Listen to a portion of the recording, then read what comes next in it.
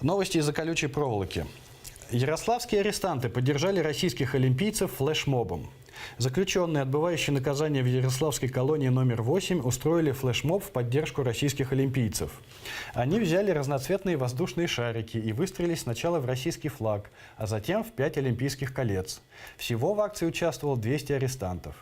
Несмотря на то, что они находятся в местах лишения свободы, они также переживают и болеют за российских спортсменов, которые будут выступать на Олимпиаде, рассказал заместитель начальника колонии, подполковник внутренней службы Виктор Феофанов. К нам обратились сами осужденные с этой инициативой, а мы им в свою очередь помогли. Заключенные долго готовились и не раз меняли концепцию. Ну, конечно, шарики и 200 человек и 5 олимпийских колец. Это же нужно концепцию продумать. Один из них, Виктор, который сидит уже год, считает, что поддержать олимпийцев – главная задача всех россиян без исключения. Сегодня как раз абсолютно правильно. Сегодня или вчера, я не знаю, когда открытие Олимпийских игр, сегодня же, по-моему, да? Вот там уже наши спортсмены уже идут без флагов, без формы, без гимна, как некие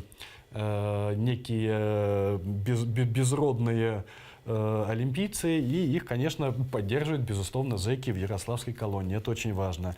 Напоминаю,